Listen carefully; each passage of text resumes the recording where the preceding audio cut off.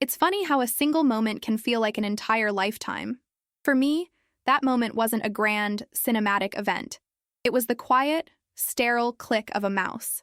It was the sight of an email landing in my inbox, with a subject line that felt less like an announcement and more like a verdict, regarding the senior analyst position. My heart didn't race. It sank. It sank with the kind of slow, heavy certainty of a stone dropping into a deep, cold well. For 6 months, that feeling had become my unwelcome companion. My name is Clara, and for the past 5 years, I had poured everything I had into my role at Viridian Dynamics. I wasn't just an employee, I was a believer.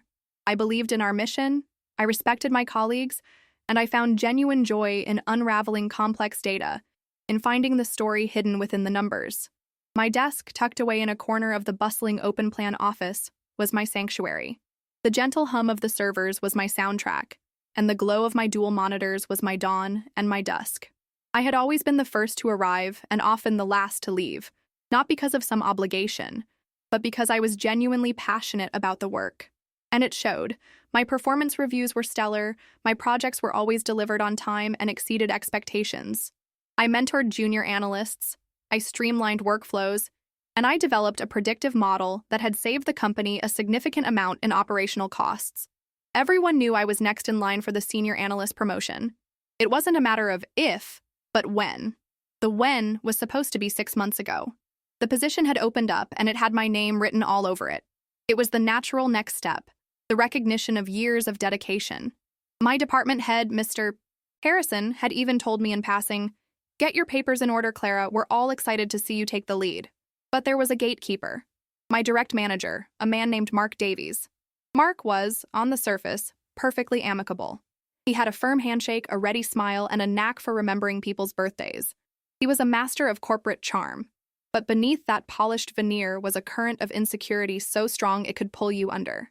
He saw talent not as an asset to the team, but as a threat to his own position. And in me, he apparently saw a Category 5 hurricane. The first sign was subtle.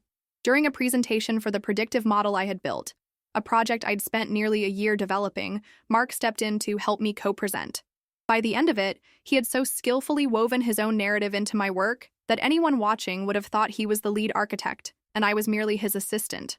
He used phrases like, "what we've developed here," and "as I was designing the core algorithm." I stood beside him, a smile frozen on my face, feeling my contribution being erased, pixel by pixel, in front of the very people who needed to see it most. When I brought it up with him later, as gently as I could, he just chuckled. "Oh, Clara, it's all about teamwork, isn't it? We're a team. We win together." But it didn't feel like a team win. It felt like theft. Then came the promotion process. I submitted my application, a portfolio brimming with commendations, successful projects, and data-backed evidence of my value to the company. The first round of interviews went beautifully, but then it all stalled. Weeks turned into a month. The official reason was internal restructuring. Then it was budgetary reviews. I saw the whispers, the sympathetic glances from colleagues. My friend Sarah, from another department, pulled me aside by the coffee machine one day. "Clara, what's going on with your promotion? Mark was in a meeting with my director yesterday and mentioned they were still considering external candidates to bring in fresh perspectives." Fresh perspectives? For a role I was perfectly qualified for? A role I had been groomed for? The stone in my stomach dropped a little deeper. I tried to be direct. I scheduled a meeting with Mark. I sat in his glass-walled office, the picture of a calm, composed professional, though my hands were clenched into fists in my lap. "Mark," I began, "I wanted to follow up on the senior analyst role. I'm very eager to take on more responsibility, and I'm confident I can deliver." He leaned back in his chair, steepling his fingers. He had this way of looking at you that felt like he was performing a psychological evaluation. "Clara, your enthusiasm is great. It really is. But seniority is about more than just technical skills. It's about a certain gravitas, a leadership presence. Some people feel you're a little too intense, too focused on the work, and not enough on the bigger picture." Intense? I was praised for being focused, dedicated. Now my greatest strength was being twisted into a weakness. It was a masterclass in gaslighting. I walked out of his office feeling dizzy, the corporate jargon ringing in my ears. He had offered no concrete examples, no metrics, just a vague, unassailable critique of my very personality. He wasn't just blocking my promotion, he was trying to break my confidence. For the next few months, that became his project.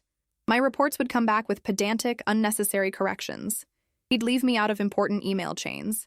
He would publicly question my findings in team meetings, only to quietly agree with them in private later.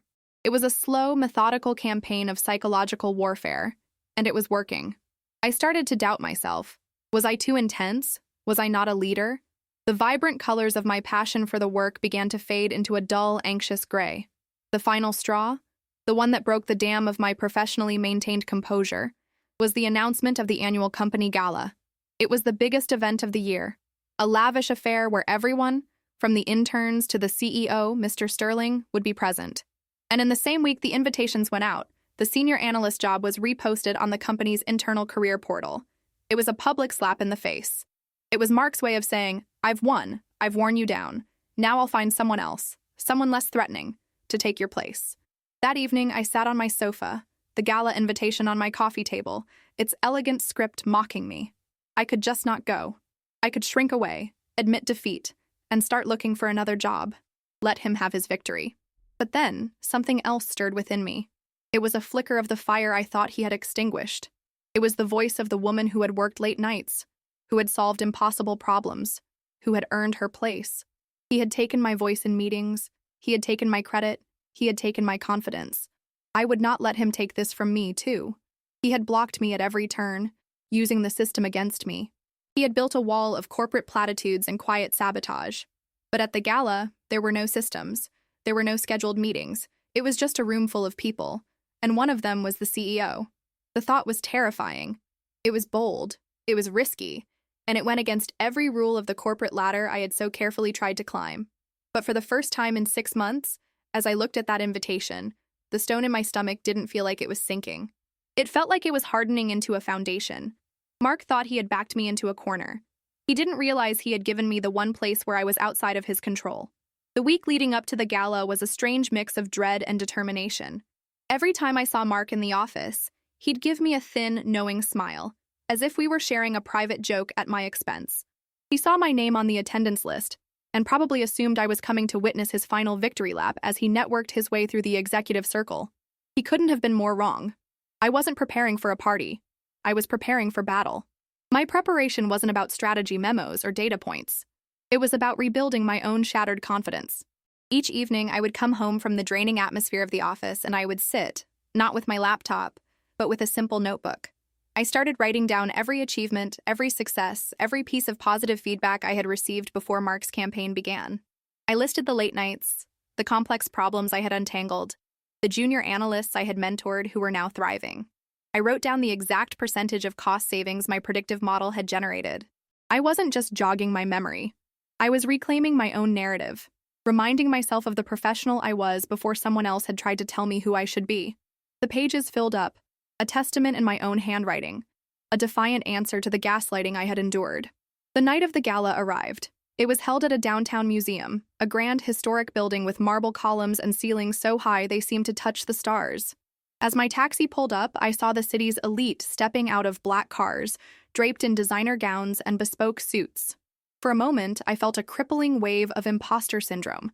I was just a data analyst, a girl from a quiet suburban town who was good with numbers. What was I doing here? My dress, a simple but elegant dark blue gown I'd spent too much on, suddenly felt inadequate. My heart hammered against my ribs, a frantic bird trapped in a cage. I could still turn back. I could tell the driver to just keep going, take me home, where I could curl up with my notebook and my righteous anger, safe in my solitude. But then I thought of Mark's smile. I thought of the reposted job opening. I thought of the stone in my stomach. Taking a deep, shaky breath, I stepped out of the car and walked up the grand stone steps, my heels clicking with a resolve I didn't feel. The inside was even more opulent. A string quartet played softly in the corner, their music weaving through the gentle hum of conversation. Waiters drifted through the crowd with trays of champagne and intricate canapés. The air buzzed with power and influence. And there, holding court near the entrance, was Mark. He was laughing, a booming, artificial sound, as he schmoozed with a few vice presidents. He looked completely in his element, a shark in a tuxedo. He saw me walk in, and his eyes flickered with something, surprise, and then amusement.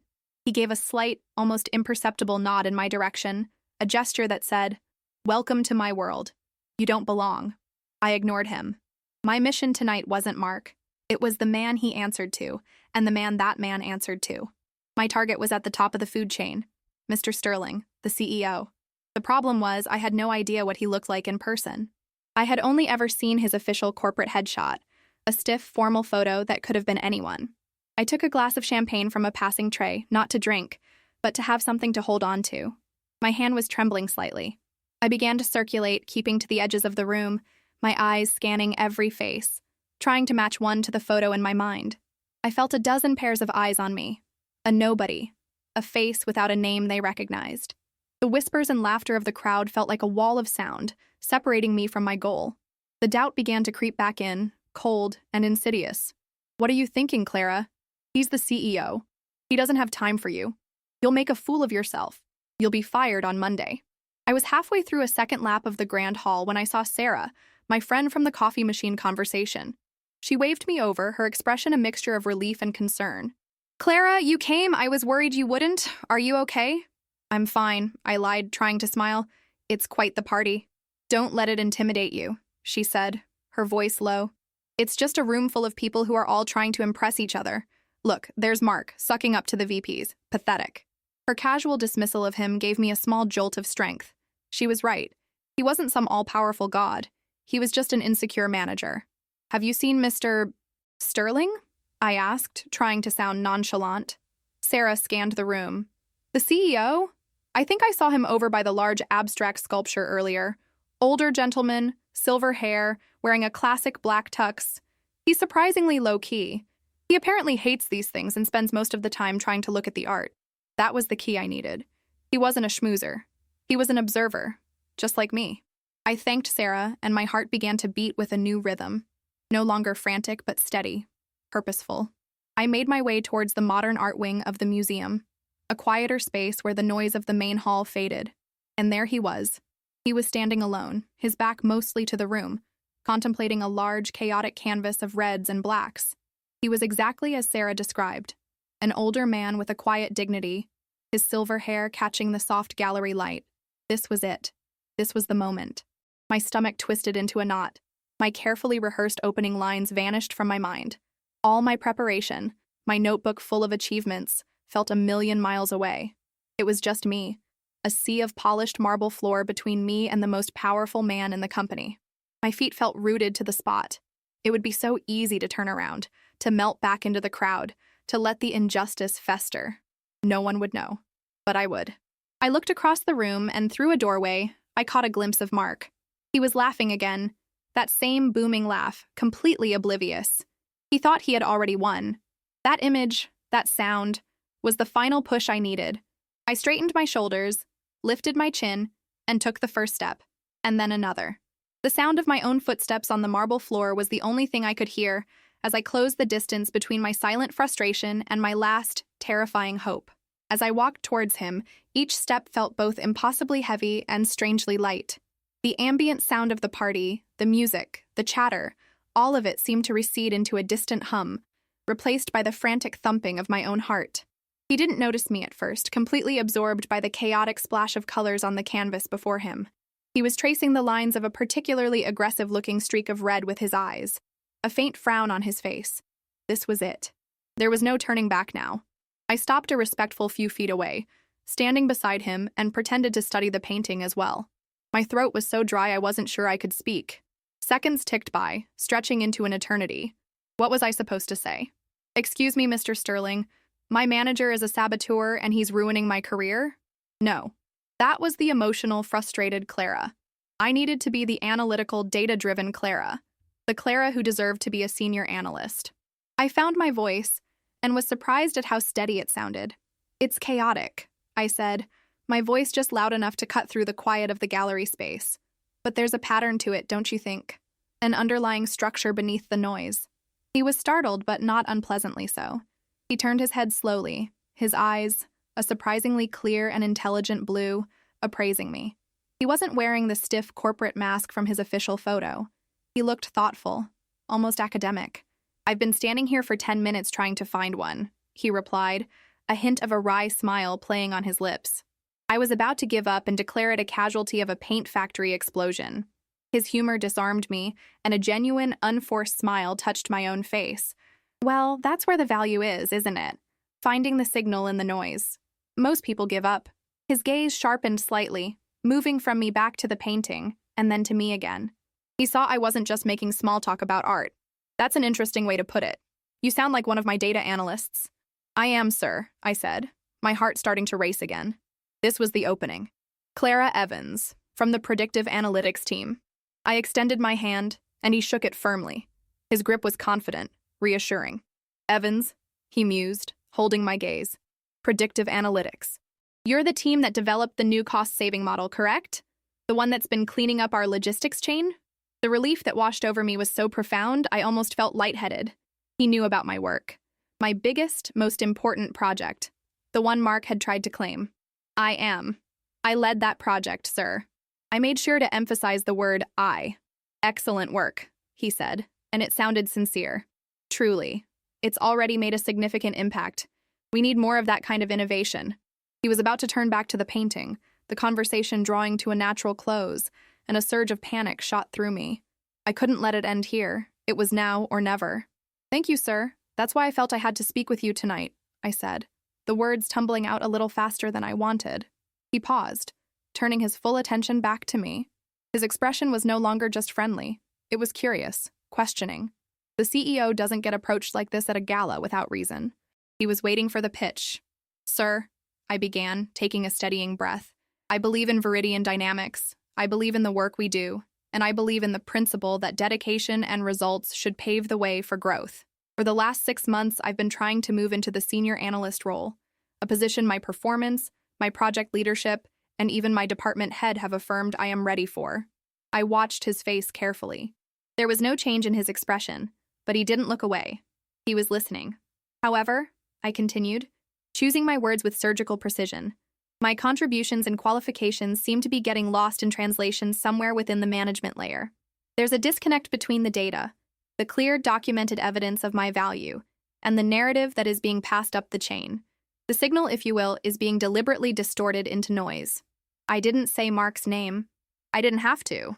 I framed it as a systemic problem, a communications failure. It was less accusatory, more analytical. I was presenting him with a puzzle, the same way I would present a data anomaly. Mr. Sterling was silent for a long moment, his blue eyes unblinking. I could feel the weight of his scrutiny, and I had to fight the urge to fidget, to apologize, to backpedal. I held my ground, my posture straight, my hands clasped calmly in front of me. I had presented my hypothesis. Now I had to wait for the peer review. Finally, he spoke, his voice low and serious. That's a very bold and very precise accusation, Ms. Evans. Deliberately distorted. You're saying that someone is actively misrepresenting your performance. What I'm saying, sir, I countered gently, is that my official record of achievement, which I can prove, and the official assessment of my readiness for promotion are two very different stories. And I have been given no logical, data-backed reason for why that is. He nodded slowly, thoughtfully. And you're bringing this directly to me. Bypassing HR, bypassing your entire chain of command. That's a significant risk. I found the conventional channels to be blocked, I said simply. When the system you trust to ensure fairness is the very system being used to create an unfair situation, the only option is to step outside of it. I believe that the person at the very top would want to know if there is a flaw in that system that is causing the company to fail to recognize and promote its most dedicated assets. It was the perfect closing argument. I had made it about the company, not just about me. I wasn't a disgruntled employee. I was a loyal one, trying to fix a bug in the code. Mr. Sterling looked at me for what felt like a full minute, though it was probably only 10 seconds. I saw something shift in his eyes, a flicker of respect. He had spent his life making decisions based on data and calculated risks. He recognized one when he saw it. Send me an email, Ms. Evans, he said finally, his voice decisive. One email, to my personal corporate account. Attach a single one-page summary of the achievements you're referring to, your project, your metrics, your commendations. Keep it concise. I will read it myself, and I will look into the matter. Personally. He gave me a final, brief nod, then turned and walked away, melting back into the crowd as quietly as he had appeared. I stood there, frozen, my champagne glass still in my hand. The quiet of the gallery rushed back in to fill the space he had left. My knees felt weak. I had done it. I had bypassed the gatekeeper. I had taken my story, my data, directly to the top. I didn't know if it would work. I didn't know if I would be celebrated or fired. But as I turned and walked away from the painting, I felt the heavy stone that had been sitting in my stomach for 6 long months finally, blessedly, begin to dissolve. The rest of the evening passed in a blur. I didn't stay long after my encounter with Mr. Sterling. I slipped out of the museum, hailed a taxi, and rode home through the glittering city streets, my mind a whirlwind of adrenaline and anxiety. Had I just saved my career, or had I spectacularly destroyed it? The line between the two seemed terrifyingly thin. That night, sleep was impossible. I sat at my computer, the one-page summary my sole focus. This was my one shot, the single piece of data Mr. Sterling had requested. I couldn't fill it with emotion or accusations. It had to be cold, hard, and undeniable fact. I distilled my 5 years of work, my passion, and my frustration into a single, powerful document. I listed my projects, the quantifiable results, the official commendations, and the timeline of my stalled promotion application. I attached the PDF of the predictive model's impact report. I wrote a simple, respectful subject line, following up on our conversation at the gala. My finger hovered over the send button for what felt like an hour. Then, with a deep breath that did little to calm my racing heart, I clicked it, sending my message out into the digital void, directly to the CEO. Walking into the office on Monday morning was one of the hardest things I've ever done. The air felt thick with unspoken tension, though I knew it was mostly in my own head. Every email notification made me jump. Every footstep that passed my desk made my stomach clench. Mark walked by, coffee mug in hand, and gave me his usual condescending smile. "Enjoy the party, Clara?" he asked, his tone implying I was a tourist in a world where he was a king. I just nodded, giving a non-committal. It was nice. He had no idea. The waiting was excruciating. It was a new kind of limbo, far worse than the one I had been in for the past 6 months. The summons came on Tuesday afternoon. It was an email not from Mr. Sterling, but from the head of human resources, requesting my presence in her office immediately. This was it. My stomach dropped. I stood up on shaky legs, my colleagues watching me with curious eyes as I walked the long walk to the HR department on the executive floor. When I entered the office, the head of HR, a woman I had only met once before, was not alone. Mr. Sterling was there, sitting in one of the chairs, looking just as calm and serious as he had by the painting. He gestured for me to sit.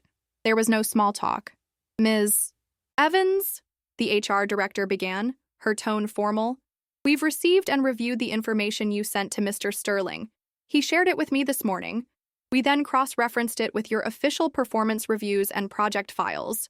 We also pulled the managerial assessment submitted by Mark Davies regarding the senior analyst position." She paused and Mr. Sterling spoke, his voice filling the quiet room. "There was a significant disconnect, just as you suspected, Ms. Evans. A notable disparity between your documented performance and the narrative we were being given. Your work has been exceptional. The failure here was not yours." I felt a wave of validation so powerful it almost brought tears to my eyes. I had been seen. The truth had been seen. "We also had a conversation with Mr. Davies this morning," the HR director continued.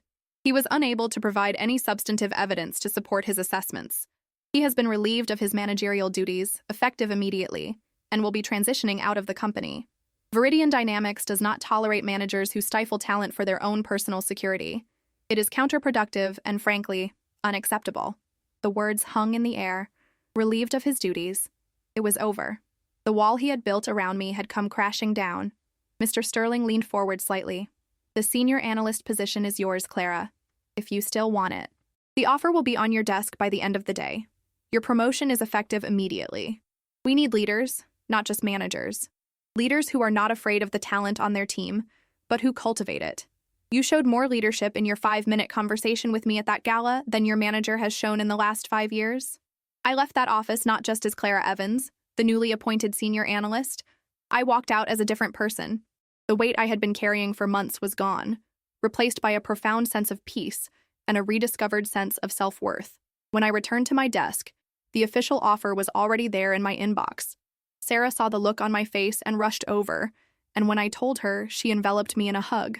My victory felt like a victory for all of us who had ever felt overlooked or underestimated. That evening, I didn't work late. I left the office at 5 o'clock sharp, walking out into the afternoon sun. The world looked brighter, the colors more vivid. The battle I had fought wasn't just for a job title. It was a fight for my own voice, for my own truth. I had learned that sometimes, the systems designed to protect you can fail. And when they do, you have to find the courage to speak for yourself, even if your voice shakes. You have to be willing to take that terrifying step outside the established lines, to find the one person who will listen, and to present your case with the undeniable power of the truth. My story is a reminder that your value isn't determined by someone else's insecurity. Your contributions matter, your dedication has worth, and you should never let anyone's fear dim your light. Sometimes the most important promotion you can ever receive is the one you give yourself, when you finally decide that you are worthy of being heard. If you are out there feeling unseen or silenced, remember this. Find your voice, gather your facts, and when the moment comes, do not be afraid to tell your side of the story. You never know who is listening.